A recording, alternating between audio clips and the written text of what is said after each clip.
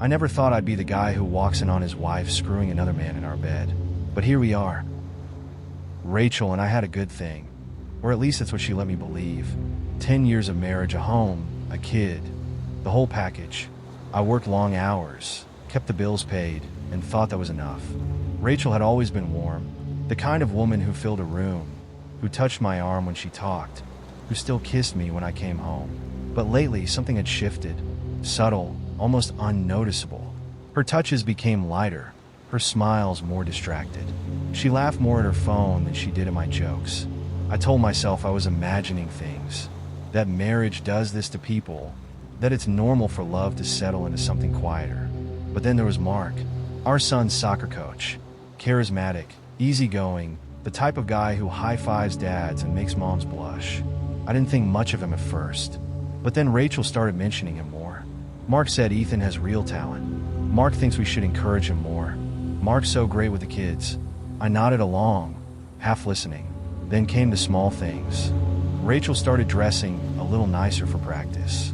Nothing dramatic, just extra effort. She suddenly took an interest in soccer, a sport she once called just a bunch of guys running in circles. And then one night, she showered before bed. Rachel never showered before bed. That's when the first seed of doubt took root. I started noticing more. The way her phone never left her side. The way she'd pull it close when I walked by. Once, I caught her texting late at night, and when she saw me, she tilted the screen away. "Who's that?" I asked. She smiled, too quick. "Just Sarah." I knew she was lying, but I wanted to believe her, because if I didn't, I had to face what that meant. Then came the night she was too tired for intimacy. The time she turned away when I reached for her. The scent of cologne that wasn't mine on her clothes. I told myself it was nothing, that I was paranoid, that I was imagining things, because the alternative, that was a reality I wasn't ready for. It was a Tuesday, a random, unremarkable day, until it wasn't. My boss let us off early, a rare mercy. I thought about texting Rachel, but then I thought, wouldn't it be nice to surprise her? I pulled into the driveway and saw his car. My heartbeat slowed. My fingers curled around the steering wheel. The air inside the car felt too thick, too heavy. I knew, but I still got out, still walked inside, because part of me needed to see it. At first, the house was silent.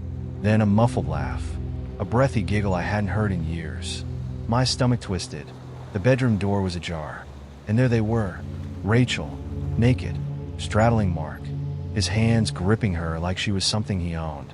My wife, my bed, my life. Rachel's eyes met mine, and in that split second I saw it all. The guilt, the panic, but most of all, the resignation. She knew it was over.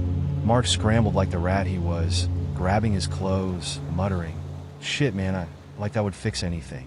"Rachel?" She started crying. "It's not what you think." I almost laughed. I didn't scream, didn't lash out. I just turned and walked away. That night, I didn't go home.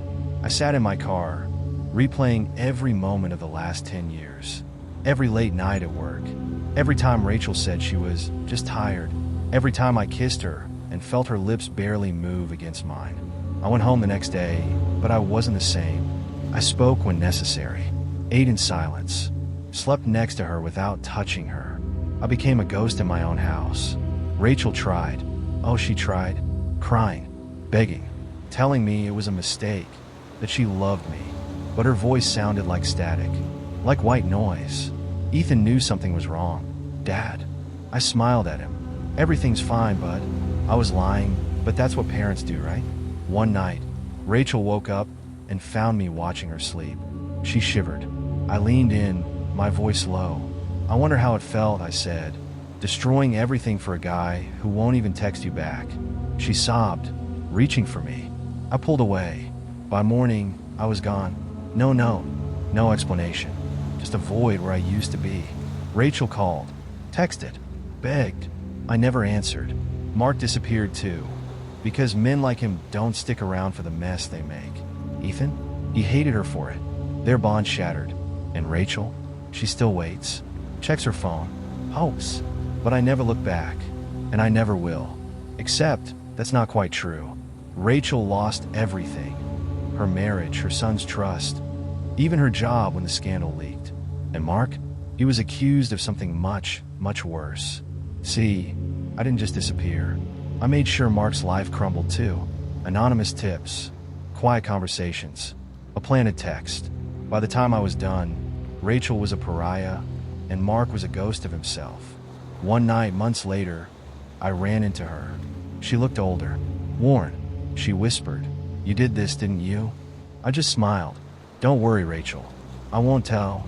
Her breath hitched, because she knew she'd never really understand just how much I'd done. Regret? Oh, they had it. But it was nothing compared to mine, because I used to be a good man. Not anymore.